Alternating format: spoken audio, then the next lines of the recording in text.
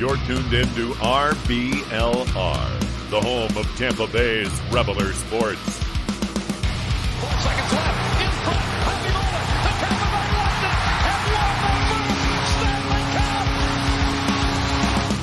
And the Tampa Bay Lightning have won the Stanley Cup. Lightning strikes twice. The Tampa Bay Lightning win their second straight Stanley Cup.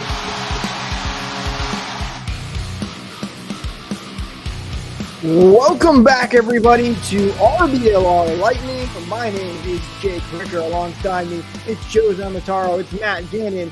Guys, well, it was an interesting week to say the least. I mean, it's been a tough one, and we'll get into it all and what it all means for the Lightning moving forward as we get closer and closer to the most wonderful time of the year. And of course, I'm talking about the NHL postseason. Before we do that, guys, welcome back. How you doing today? You came in pretty excited, Jake. I'm gonna need you to tone that down. This is a somber episode for us. No, nothing special happened this week. It was a nice bye week for the Lightning. No games to talk about. Pretty easy week, right? No. I was on vacation the whole time, so I don't know what you guys are talking about. No, in all seriousness, a rough week for the team, but a good week for me. Joe, how are you back from vacation? Yeah, man, what a slap back to reality, right? But it's all good. Still, still have a lot of hockey to look forward to, and if we can get through this podcast, we can get through anything. Well, we're here to try and calm everybody down and show them what's been going on and try to dissect this and figure out what the Lightning are doing. But first, let's talk about some of the injury news that we have going around, of course, because of course the Lightning were quite banged up this week. I mean, you had the one game where Hagel, Cirelli, Cernak were all out of the game, and then you had Maroon getting hit in one game, and he had to leave early. And of course, the big injury, which we'll get to in just a second, is the Tanner Jeannot injury. But as for everybody else, Hagel, Cirelli, Cernak, all those guys, everybody was at practice today as of this recording. So it looks like everybody is doing well. Now, if that means they are 100%, I couldn't tell you, but everybody is at least at practice and practicing. So that's all good news right there. Of course, the big news is the Tanner Jeannot injury, where he had his foot go under him and then it went in the wrong direction and it did not look pretty. He had to be helped off the ice. And as of right now, there is no official timeline on how long he's going to be out. However, we've heard a lot of good news coming from this injury front. And Chris Kren tweeted out today that John Cooper said that Tanner Jeannot is, quote, more than day to day. Hopefully he'll be back at some point in the playoffs. And when asked if he expects Jeannot to miss all of round one, Cooper said, I don't want to say that, but I don't expect him to play game one. So honestly, guys, I think pretty positive news moving forward here, as a lot of us probably expected Tanner Jeannot to be out for multiple games. Yeah, it was a pretty gruesome injury. It was everybody on the ice really knew it as soon as it happened. I saw Tommy Mulligan running on the ice before I even really knew it happened. It was kind of a funky play, really. I can't blame Scott Mayfield on it. It really wasn't a dirty play at all, even though he does have kind of a career of injuring Lightning players. He injured Kucherov in the playoffs a couple of years ago. That was intentional. This one was not. Just very unfortunate, especially, considering the type of player he is, how short he's been on the team as well. It was pretty gruesome, but it's encouraging to see that, he'll probably be back in time for some game in the first round. Of course, you don't want to rush him, but at the same time, playoffs are a different beast. You will have to play through injury, but at the same time, we've got, guys that can step up. It's not a crucial piece on this team that, we're not going to be with for the first couple of games of the playoffs. But really the biggest thing is don't rush them, especially, let's see how these the first couple of games of the playoffs go. But, man, I really do feel for Tanner Jeannot, man. That was a pretty gruesome injury, so hopefully it wasn't as bad as it seems. And, yeah, what John Cooper and company are saying gives me a little bit of resolve. Yeah, I'm not gonna lie. As soon as I saw that with his leg under him, I thought immediately that he's gonna need surgery, and that was gonna be his MCL. I think I even said in our little chat, I'm like minimum 4 to 6. And realistically, if he's basically out for most of the past week almost, right? What day did that injury come in on? Was that Wednesday? Against the Thursday. Islanders game, so the second Thursday. game of the week. All right, so yeah, so Thursday, and then the playoffs are going to start.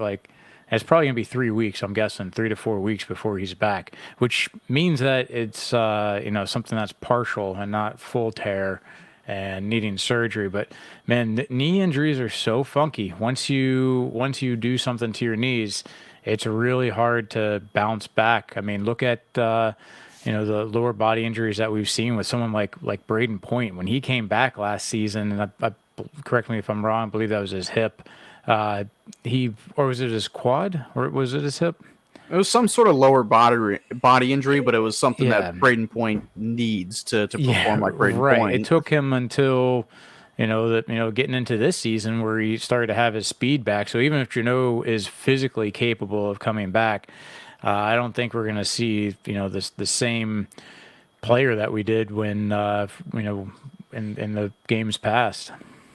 Well, here's the good news is that Jeannot, while he is a fast, tough skater, he's not as fast as Braden Point. So hopefully the speed won't be as of a factor for him. He's usually the physicality, type of player. But yeah, you're absolutely right. We saw Braden Point coming back. He wasn't 100% in those games against Colorado, and that could happen with Jeannot as well. I would hope the Lightning, though, just don't bring him back until he is 100% ready to go. And hopefully, listen, you got guys like Esimont who haven't been in the lineup too much, but will now get a big chance to step up. And who knows, maybe even Balsers comes up into the lineup when we get into the postseason officially, and he can make an impact as well. So hopefully those guys will be able to step up and fill in that role. But guys, I think this injury really stings as well because we traded a ton for Tanner Jeannot. This was JBB's big move right at the deadline to beef up the team and make another run at the Stanley Cup, and then he gets hurt. I mean, this is like worst case scenario for the Lightning, but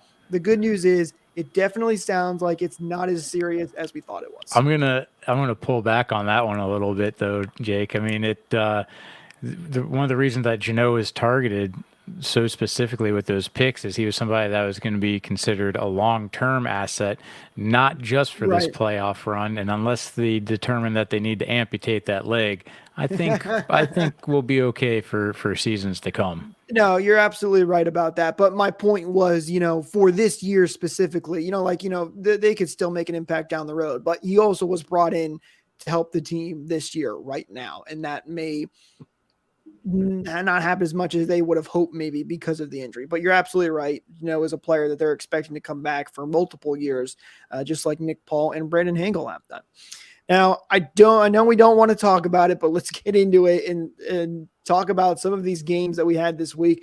The first game was, of course, the one where the Lightning headed to the Big Apple to take on the New York Rangers. It was a game that we said, this is the one you want to watch. We circled on our calendars, and the Lightning lost this one 6-3. Now, I will say this. I think the scoreboard doesn't tell you as much about the game. When you look at the 6-3, you think it's a pretty big win for the Rangers, which it is, but the Lightning, they battled back in this game. They went down early. They had a really bad stretch where the Rangers were able to score 3 quick goals, but then the Lightning came back and they pulled themselves within 1 goal by the end of the second period. And then the Rangers took off once again and ended up getting that final score of 6-3. So 55% on the faceoff circle for the Lightning, 1 for 3 on the power play. The Rangers were 2 for 5. So the Lightning, quick math, 3 for 5 on the penalty kill. So I don't know about you guys, but I thought besides that 3-minute stretch in the first period, I actually thought the Lightning played decent and they were fighting in this game for a majority of it. But that 3-minute stretch really killed them. I'm not going to lie. I was absolutely ready to shut this game off. I was so frustrated. I like goaltender matchups. I don't like every single game to be 1-0 victory, but I do like seeing the Tampa Bay Lightning play against the Rangers, and there's no doubt that Shesterkin and Vasilevsky are two of the best goalies in the league. Neither of them had above a .9 save percentage exiting the first period there, with obviously about Vasi. Who would have ever thought? I still have trouble comprehending that the Lightning and Rangers went a game that had 9 total goals in it, especially because both teams just play so well defensively there. It was very surprising that they were getting so many through. And then, yeah, the Lightning did start to tighten up, and it did seem like a more balanced game, and really in the second period there. But, oh, it's a heartbreaker, right? Just to get that, like you said, that 3 minutes. Yeah, and despite cleaning things up and that first period was rough. The first 5 minutes were rough. Despite cleaning things up and really kind of finding their game afterwards, it was still, I would call, a very rough game. I mean, they, towards the end of the game, that third period was, I'd say, equally as rough. Maybe not as bad, but as the first. But it still was not a good game. They did not show out how they should have. It was not a good game, not a responsible game at all. And somehow is still the strongest game of the week, which is kind of baffling to me. I mean, you can take all the positives you want from the game, but it still somehow manages to be the strongest, best played game of the week. And that's where the worry starts with me. We can go in and dissect this, this game, but to me, it was just kind of, they weren't ready, and they kind of climbed back in and just were not able to finish the job in the third period. It wasn't like they let go of it, but the game just did kind of get away from them. I can't really elaborate too much further on this game, but the most puzzling part to me is how this was the best game of the week. Well, how about your guy, Matt Radish, scoring his first NHL goal as a member of the Tampa Bay Lightning? He does pick up a goal in this game, a nice little shot that we originally, some people thought was deflected. I think they did give it to Killorn initially, but it was changed back and officially Radish's goal. So he gets his first in the NHL. So a nice little spot there for him. Unfortunately, it comes in a game where the Lightning did not play well overall. And I'll say this too, guys. I think we talked about this many weeks ago, but the Rangers goal song, right? It's one of those fun ones, but when you hear it 6 times, it starts to get really annoying. And that's for me where I was like, all right, I've had enough of this game. So can we quickly talk about Igor Shesterkin? I know a lot of people were upset with this game. Right. The Lightning are public enemy number 1. But with every team, everybody hates the Lightning. The Hagel goal. What are you guys' thoughts on that? Of course, everybody's upset about Killorn coming in and sticking his stick, where light doesn't shine. But to me, that's just a case of play till the whistle. I think Killorn did nothing wrong. The puck was loose. Shesterkin was down. The puck was loose. The whistle had not gone. Granted, Hagel's goal had already gone in. There was no call on the ice. I don't see anything wrong with the play. I really don't. I got to jump in here. Matt, the whistle blew. If you go back and you watch that replay, the whistle definitely blew. And Shesterkin definitely made it look a lot worse than it did. Yeah, he grabbed his face after he got hit down there. That was a little weird, but Killorn definitely went after that puck after the whistle. If you go back, there's a good 2-3 whistles before he even comes into frame. So I'm totally against Killorn here. I thought he made a bad play. I know he's going for the puck and he wants to get his team back in it, and they did score. But Killorn, I think, made a bad play here, and it wasn't a good job for him. Okay, I was not a fan. No, you don't agree? I mean, yeah, Killer goes hard into it. I don't think that he sticked him as hard as being. If he did, you don't react by grabbing your face. That's just not the natural reaction if you get stick there. That's not what happened. I think that most likely it was a snow shower that made Shesterkin grab his head and then fling himself backwards. But at the end of the day, the dude's a freaking diver. He has dove for years now. He is a diver, and this is just kind of exacerbates the case for calling him out on it. He if you touch him, he's gonna flop like. Like LeBron James out there, he's going down on phantom contact, and it drives me nuts. This is hockey. He is too good of a goaltender to play these stupid games, and he doesn't need to in order to get the win. It's embarrassing. I mean, it's as embarrassing as back when the Rangers had Sean Avery and he's standing facing goalies trying to interfere with them. It's not part of the game. Get it out of the game. And Shesterkin, come on, man, you're better than that. Just knock it off. The funniest part to me is you're the goalie. You're the most heavily armored sports person across all sports, and you're gonna dive like that. Come on. And there's a great Instagram. It's called NHL Dives. It's exactly what it sounds like. It's the account owner exposes all the NHL players who dives. There's a lot of Igor, and he was featured on NHL Dives recently, but I also want to clarify one more thing. Say what you want about Killorn's spear thingy there. It was not the only spear of the game. Everybody focuses on that one, but Adam Fox as well. He got 2 minutes and a $5,000 fine for spearing Corey Perry. Nobody wants to talk about that one, the intentional spearing, whereas Alex Killorn, play into the whistle. Say what you want, Jake, but that to me is playing to the whistle. It wasn't as intentional as Fox's. I'll leave it at that. I'll give you that, and I do agree. Listen, Shesterkin's got a bad reputation. That never helps when you dive so much, and he definitely does, and he definitely made it look a lot worse. But I will say the whistle blew. Killorn could have stopped and moved on. But either way, maybe some blame to both parties is the best way to put it here. Absolutely. But at the end of the day, the Lightning still had a 6-3 loss. It was a tough one, and you're thinking, all right, well, maybe it was just that 3-minute stretch that they had. But Matt, as you alluded to, things did not get better as they went to take on the New York Islanders, and they lose this one by a final score of 6-1. And I mean, guys, no goals in the first period, so 0-0. But then in the second period, it's basically all Islanders. The Lightning do get their one goal of the game, but 2 more goals for the Islanders in the third period, and they dominate the Lightning. The Lightning 0-for-1 on the power play. They do go 2-for-2 on the penalty kill, but 39% in the faceoff circle. The Islanders dominated there. They really struggled in this game. Nothing went right for the Lightning. And of course, Brian Elliott was in net for this game as this was the second half of a back-to-back. And I want to take your take on this too, guys. What do you think about Brian Elliott's performance in this game? Now, he did play another game, which we'll get to in just a minute here, but I thought for the most part, Elliott did make some big saves early on, like in that first period to keep it 0-0, and he did get left out to dry a lot in this game. But, he also had a couple of goals where he probably wanted it back.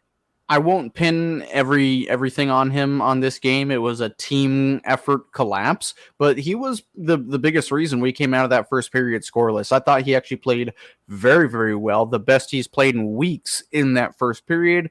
It didn't really continue, but I'm not going to blame it on him because, the team really did leave him out to dry. I mean, the Islanders were controlling play what seemed like the whole game. I mean, they managed to rattle off over 40 shots on a very defensive-minded team. I don't know their shot statistics, but I know that's kind of an abnormality for them. They controlled every aspect of this game, so I can't put it all on Elliott.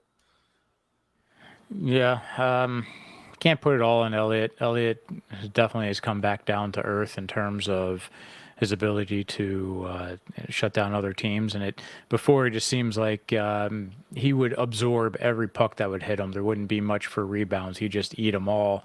And there's quite a few times in this game, even that the puck goes just straight up, and he has trouble tracking it, figuring out where it is. And that's not saying that it goes in because of it, but it's rebound control that he's starting to struggle with a little bit later in the season here. That the Islanders were really successful in keeping the Lightning from doing very much this game. I mean, Braden Point's on that hunt for 50 goals, and although he had an assist, they pretty much neutralized him. About the only statistic that you can take away from this game that they couldn't stop or prevent was Stamkos getting one additional game played to bring him over to that 1,000 mark. And that's huge for Steven Stamkos, and we can definitely talk more on that. But I also feel like recently, anytime that there's a celebratory game, the Lightning kind of been wrapped up in the festivities, maybe even pregame festivities, and focus less on their time on the ice right after it. You're not wrong. That has happened a couple of times now. I hope that that's not the case, but it's starting to feel that way a little bit. But a huge accomplishment for Steven Stamkos. I mean, 1,000 games is impressive on its own. 1,000 games with one franchise and the one that drafted you, I think, is even a bigger accomplishment. Steven Stamkos has been so good for the Lightning. He's continued to be so good for the Lightning. He's the definition of a franchise player. He's been unbelievable. Huge congratulations to him. And hey, here's to many more games as well. Hopefully we hit 1,100 game. That's the next mark to go for, right? But a big congratulations to Steven Stamkos. And like I said in the chat, if you told me that 4 years ago, I would have a hard time believing that he'd ever hit 1,000 games played. I mean, there were points where, you know, it wasn't even trade Stamkos anymore. It was maybe he should look at retiring. I mean, it was on the table there. It was a question for quite a long time. Going back to our championship year in 2020 in the bubble, he only played 2 minutes and 47 seconds the entire time. I mean, he has had, you know, you can't write the book of Steven Stamkos without, you know, 7 different career threatening injuries.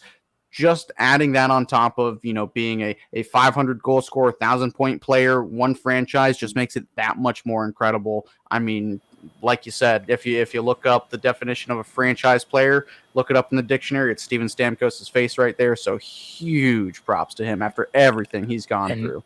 And he's been a franchise face of the franchise since before he was even drafted. Something that I'm sure most of the fans listening to this probably already saw is that they surprised Steven Stamkos on the bus with all wearing Seen Stamkos T-shirts. And if you're in the Tampa Bay area right now and take a look around some of especially the electronic billboards, I've seen it a couple of times. Seen Stamkos is once again on billboards in Tampa Bay, but instead of it being a question mark, it's an exclamation point at the end, which I thought was pretty cool. I didn't expect to see that when I was driving home the other day. Those T-shirts, they looked great. Hey, you know what other shirts look fantastic and you guys can get your hands on? You head over to shop.rblrsports.com and you can use code BOLTS for 10% off your order. And you can check out some of the awesome inspired merch that we have from each of the teams. We've got Rays inspired merch, Lightning inspired merch, you name it, we got it. Especially, how about the new Rays ones, guys?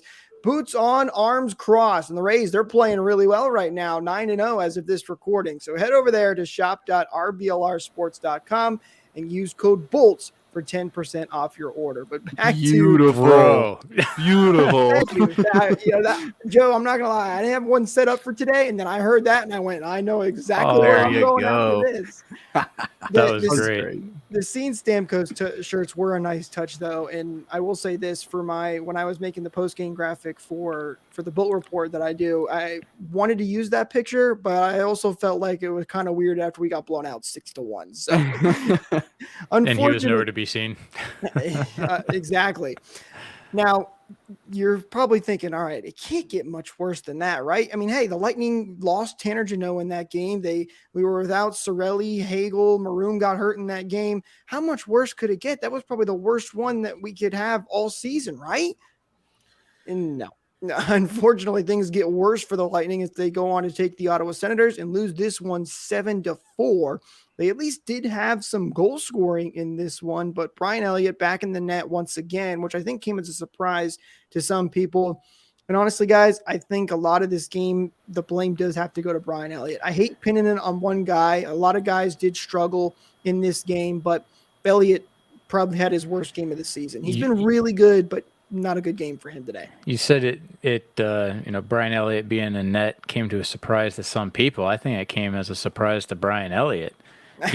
He definitely didn't look ready for this game, and there's a number of just straight shots that beat him. And he definitely wasn't the only reason the Lightning lost. They're on a bit of a spill in terms of, again, defensive play, but he did nothing to help him out with his .846 save percentage.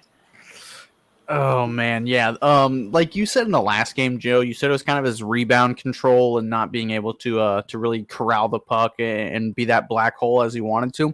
It was a different story this game, which I noticed, and it was his positioning. It just seemed like he was surprised the whole game. I guess we'll carry that theme.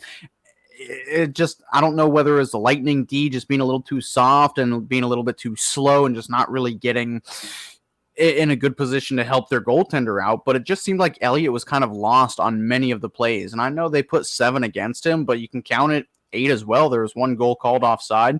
Not all 7/8 goals were his fault, but a lot of them were. The empty netter at the end too, so you got to factor that in. Oh, was there? Okay. One of them was empty netter, correct? Okay. But bad nonetheless. Yes, I mean you can't pin it all on him, but I guess out of the 2 games that he has played this week, we would have probably had a better shot with a different goaltender in the net. I'm not going to use that as a crutch or an excuse because I still do think that the whole team's play, aside from the goaltender, was still well below par. There was absolutely nothing going on 5-on-5. They had no idea how to defend. Ottawa was outskating them, outchancing them, outbattling them. It was kind of everything bad about the first 2 games all put together in one, minus a little bit of success on the power play and 1 even strength goal. Which is crazy because Ottawa's not playing for anything. And the Lightning really need to take these games to tighten it up, really tighten up, and to get, I don't know, just out possessed by Ottawa. It came as a huge surprise. I thought for sure this would be where they start to, clean things up. But man, at the last show when we were talking about what we'd like to kind of see, and are we ready for the playoffs? And I said, they look really strong in these past 4 games, but I want to see them continue it. And it's too small of a sample size. I almost feel like those 4 games that they had last week plus the additional Boston game, that was the exception as opposed to what we had hoped to be the rule. And now they're back to really sloppy play like they've been doing all of March and into February. Yeah, it's starting to seem that 3 to 4 game stretch that the Boston, New York, and all the other games last week starting to seem a little bit more like a fluke than what we're actually made of. I'm not insinuating that that's what it actually is, but given the current trends, don't you side-eye me, Jake, but given the current trends, I mean, what have we seen more? We've seen more pathetic play than we have dominant play. So it's just I was going to say, just look at the goal differential, or the goals allowed last week. How many goals did we allow? What? 1. 1 over 3 games. And look, I'm a hockey guy. I count with my fingers, and I run out for how many they allowed this week. We're up, what, like 3 touchdowns? Yeah, okay. Yeah, at least. Yeah, so we're playing hockey, not football, 1 extra point. Well, I mean, you talk about a dichotomy. They look like completely different teams. From one week to the next, and now we've got playoffs around the corner.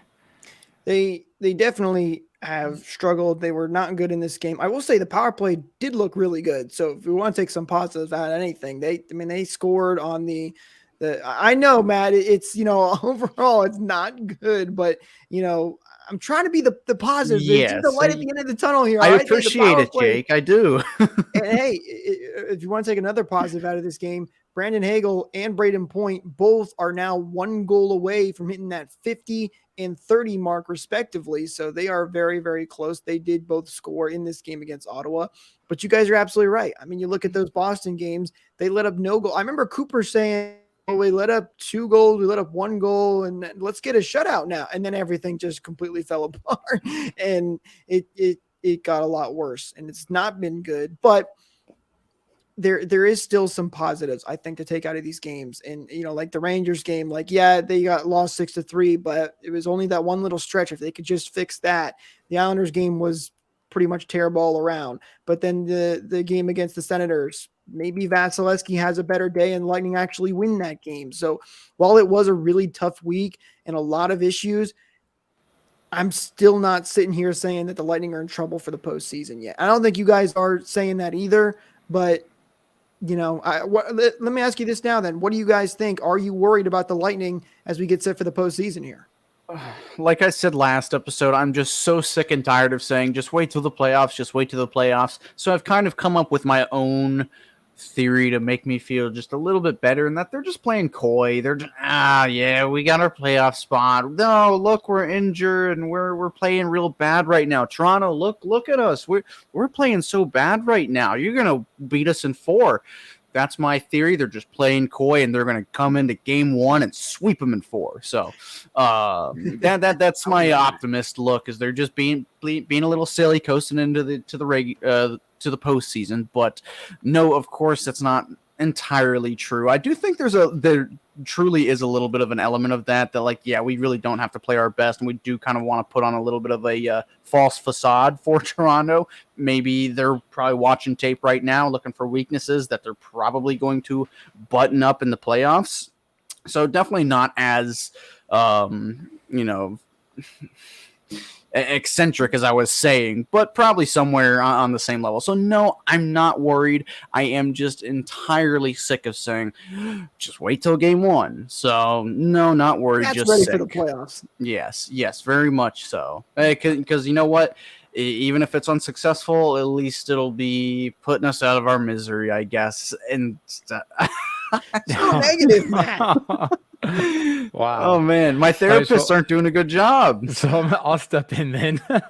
I think that is a little bit of an addictive point of view to take, where they're just kind of coasting for the rest of the season. They're just taking it easy and sandbagging it, and then it'll turn into, oh, they gave up game 1 because it's just a feeling out game, and they're going to be ready for the next one. And then we'll drop game 2 and be like, oh, it's good that we spotted Toronto because they need it after all, and maybe the Lightning do turn around at that point and win a series. But if it gets to that point, how many more times can we give this team the same bit of leeway? Where, look at Boston, okay, hate them.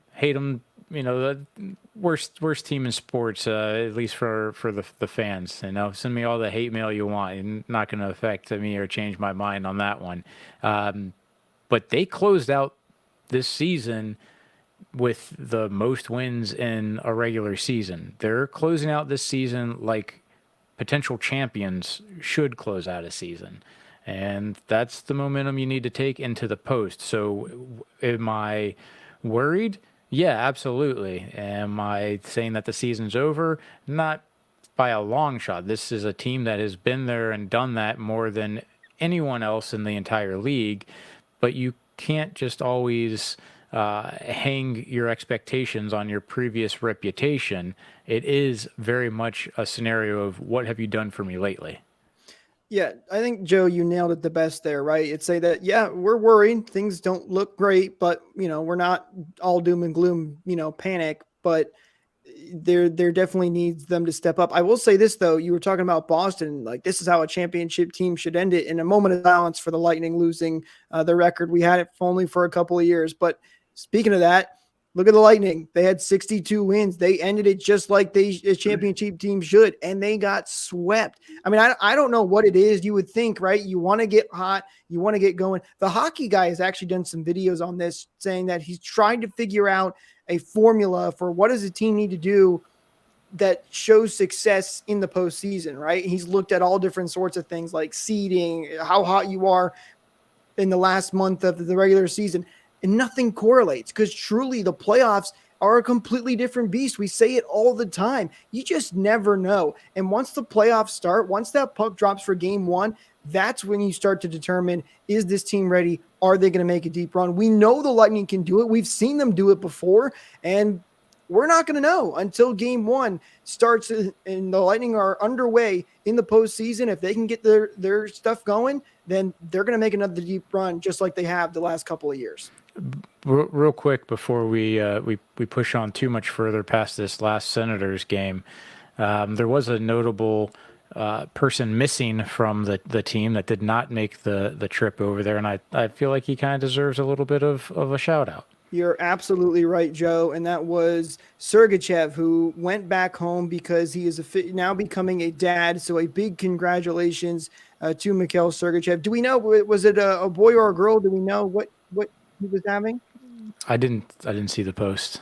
I'm not even sure that she has given birth yet. I feel like we would have maybe seen a post or something. I'm not here to speculate, but given Sergey's social media presence, I'm sure we may have seen something by now. But regardless, I think it was more of a precautionary thing that she was due. I'm not sure if it has happened yet. Hey, there's been no official post that I've seen on his Instagram, but either way, a big congratulations coming up here to Sergachev, who is going. By the way, that guy, he's 24 years old. He's a multi-millionaire, a 2-time Stanley Cup champion, and is now a father. Like, holy cow, man! He's doing all right.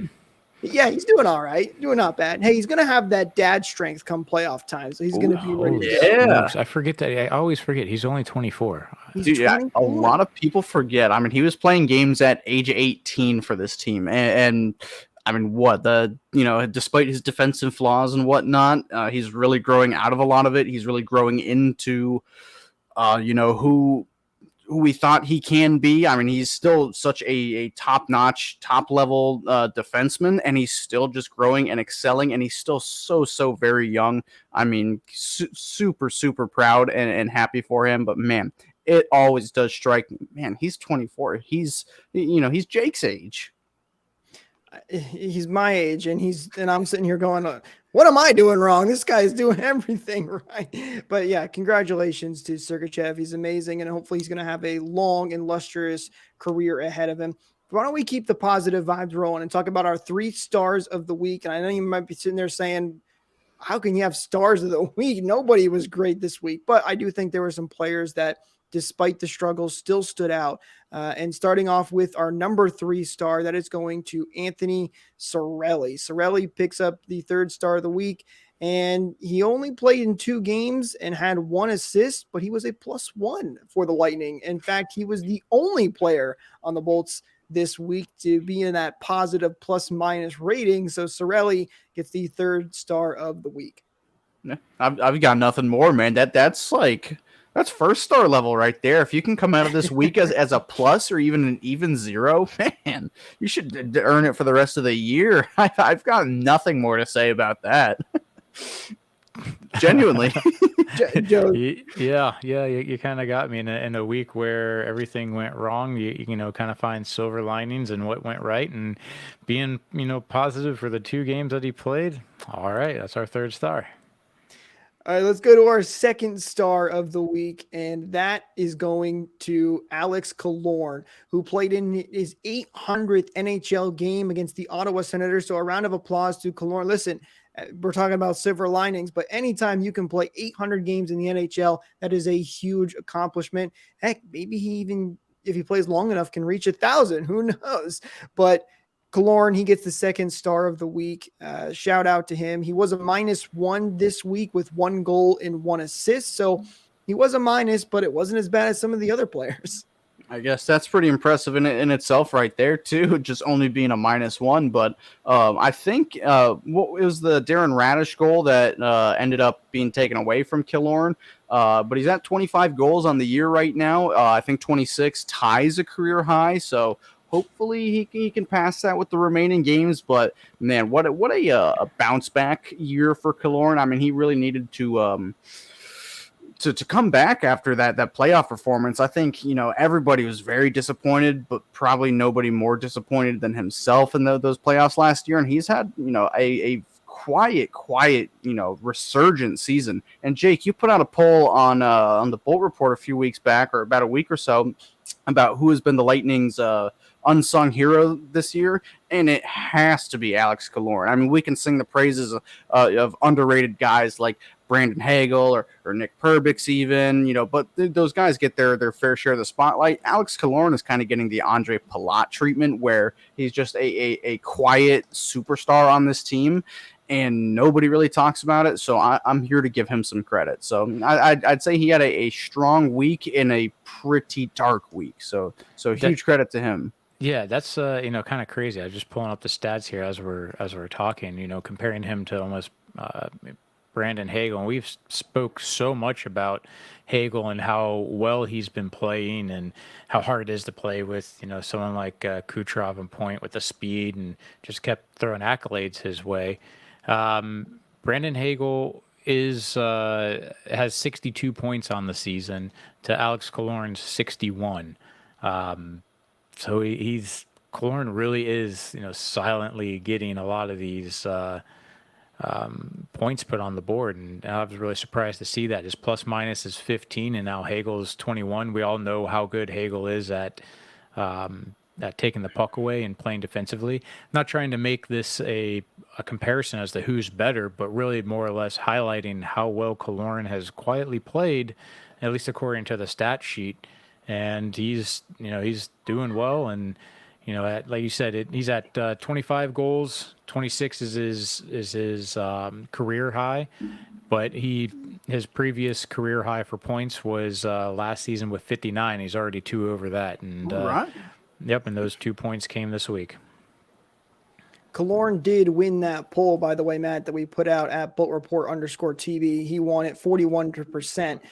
So the Lightning fans do agree with you, and we're going to be putting out more of those polls. We'll have to talk about more of some of the awards probably next week when we get closer into the end of the regular season. But Killorn had a good week. He was really nice. Only a -1. We talked about he was a bright spot and what a dark week it was. How about our first star of the week, which is going to Brandon Hagel? Hagel had 2 goals, 1 assist, and was a +0. So he wasn't a plus, but he was one of the only guys that wasn't in the negatives. So Brandon Hagel, he did have a really good week. He's, as we were just talking about, Joe, we've been saying this all year long. He's been fantastic for the Lightning. He's been huge. He's 1 goal away from hitting 30. So he gets the first star of the week here on RBLR. And again, I have his stats pulled up, so let's take a look. This, this has obviously been a, kind of a breakout year for him. Jake, you still haven't quite been vindicated on your prediction of 30. I'm going to be really upset if he falls 1 goal short. If he falls 1 goal short, I'm gonna blame you for putting too much pressure on him. Fair enough. He's, listening in on these and doesn't want to let you down here.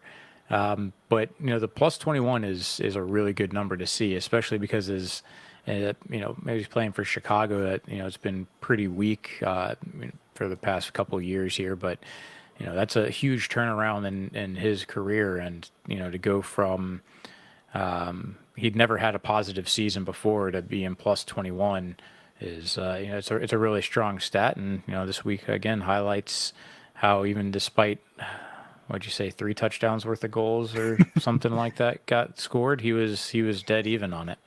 And Jake, I'm pretty sure somewhere throughout this season he's had a goal or 2 called back. So let's just say 30. Even if he doesn't get it, which he will. But let's say if he doesn't, he pretty much got it. So, no, another bright spot in a very dark week. This is the week of a plus minus stars, I guess. With being a -1 and earning you a list on the star list. But no, Brandon Hagel, he leads the team in plus minus. I know it's a iffy stat. I still do appreciate it for what it is, but. No, what a resurgent year for him as well after kind of a mediocre-ish, first tryout with the Lightning, let's say. It kind of put it on during the playoffs, but, he turned that overpay tag into a severe underpay tag. He's the Lightning's quietest superstar, even quieter than Kucherov, if you will. But, man, the only thing I'm disappointed about was his goal against Igor that gave me the slightest bit of hope in that game. It kind of broke my heart a little bit harder. That's the only thing I can discredit him for this week. So there you have it, our 3 stars of the week: Anthony Cirelli, Alex Killorn, and then Brandon Hagel. Let us know what you, our listeners at home, think at RBLR Lightning. Do you like our 3 stars? Would you have put other guys on the list? Would you have moved them on different spots? We love to hear your thoughts as always. Don't forget, you can find us on all social media platforms, and you can also check it out on YouTube to get the full experience and the video of the show as well. So, guys, we have 2 games left here in the regular season, and that's going to be against the Toronto Maple Leafs and the Detroit Red Wings. Both are at home, so the Lightning are done playing on the road. And I would say the big game is against the Toronto Maple Leafs. And we've heard some quotes from the players saying that they know that this is going to be a little bit of a taste of what it's going to be like in the postseason. So what are you looking for the Lightning in these last 2 games of the regular season? I'll let you start, Joe. All right. So, like you said, this is going to be a taste of what to expect for the playoffs. I honestly don't care if the Lightning win or lose this game against Toronto. I want them to use this as their warm up. I want to see Vasi play sharp. I don't want to see, pucks go in on him that are straight shots that are, just a guy that's coming down the wing. What I do want to see is them tighten up on defense.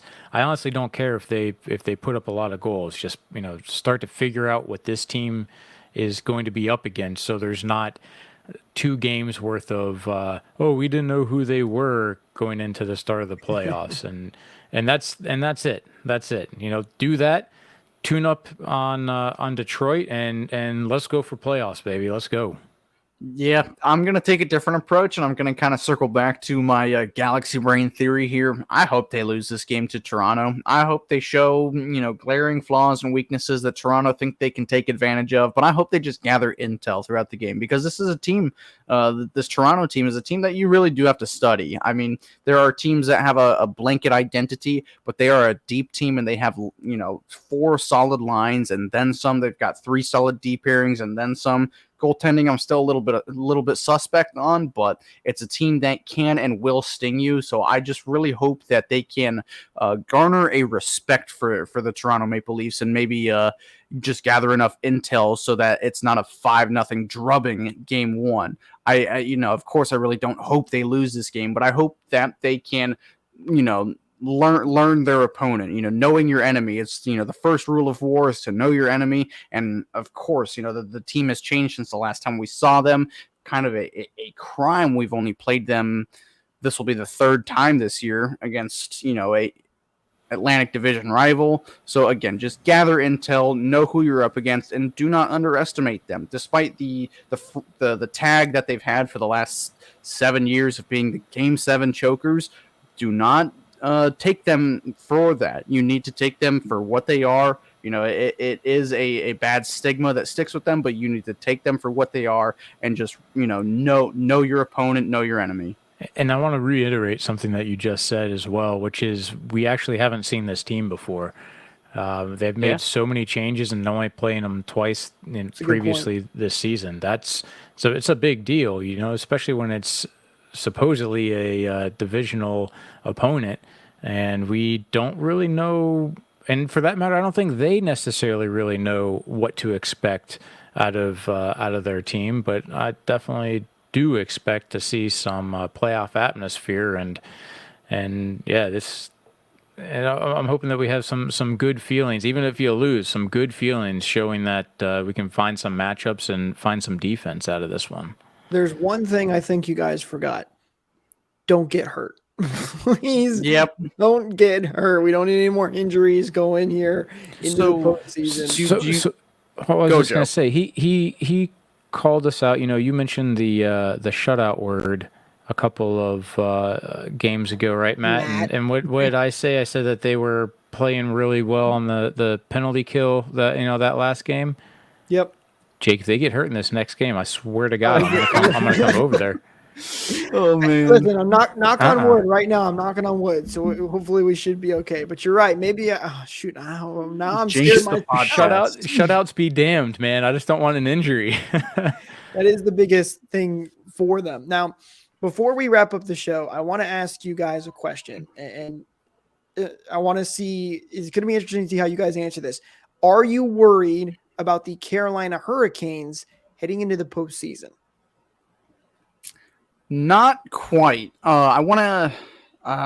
Losing Svechnikov really hurts. Their goaltending is kind of leaving them high and dry right now, and the team chemistry isn't quite there like it was at the beginning of the year. I am a closet Carolina fan, so I do watch this team closer than others. But they're everything is kind of going wrong at the perfectly worst time, kind of like the Lightning. But there is a pedigree with one team, and there is just a question mark with another, the question mark being Carolina. I don't think that the world is crumbling down. They've got huge depth with them, but I'm not I'm not worried about them, especially because, I'm only looking at the target in front of me. I'm not quite worried about what is 1 or 2 teams away potentially. But Okay, Joe, you so can give them your you're take, not but I worried, want Matt. to yes, I'm not worried, but I want to ask you why. Why the Well, question? I'm gonna get to that. Joe, what about you? Joe. Are you worried about the Carolina Hurricanes?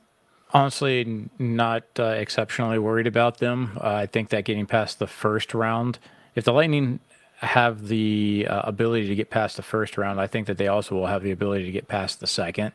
And I know that Carolina is an extremely fast team, but if the defense is up to snuff, then we've got the greatest goaltender in the world, and if he's playing his game, then I think that looking that far ahead towards actually it wouldn't even Well, be second so round. That wouldn't be a game that it'd be team the that third we'd have to round. play until But I'll stop you there, Joe. So the reason I asked this is because do you guys know what the Carolina Hurricanes record is in their last 10 games? Oh, probably pretty poor. I have it in front of me. I looked as we were talking about It's it. 4-5-1. So essentially 4-6. The Lightning are 3-7 in their last 10. Now it's not, an apples to apples comparison, but I wanted to ask if you guys are worried about the Hurricanes going into their first round of the playoffs, because I kind of feel like both the teams are in somewhat of a similar situation. So here's an interesting thing. Looking at the wild card race right now, it's still too tight to call. We don't know if it's going to be Florida, the Islanders, or Pittsburgh. They're all Buffalo. yeah, Buffalo. No. Buffalo. I mean, let's see. I'm trying. Are they mathematically eliminated? No, I they're don't still know. in They're it mathematically technically, but their math is 4-8. against them. Yeah. So if Florida or the Islanders win, win one, they're out. But I do think it's an interesting matchup if the Islanders end up playing Carolina. And I also think it would be an interesting matchup if Florida plays Boston. I think that both of those would be, in that order, would be really difficult first rounds for those two top teams in the East. Whereas if it kind of goes the other way, I see Carolina whipping up on Florida and Boston steamrolling the Islanders. But I could be wrong. I just know how well Florida plays against Boston, and the Islanders have, they've got a style of game that I think could counter Carolina quite a bit. So maybe Carolina does have something to be worried about themselves. It's going to be really fun this postseason once again. While other teams are waiting to find out their opponents, we already know we're set to take on the Toronto. Of course, next week we will preview that upcoming series. So don't forget, follow us at RBLR Lightning. You can follow the main account at RBLR Sports as well on all social media platforms. Don't forget to like and subscribe right here on YouTube so you don't miss out on future episodes and any streaming platform that you guys like to listen to us on. Thank you guys so much for tuning in. Hey. And we'll talk to you next week. Go Bolts.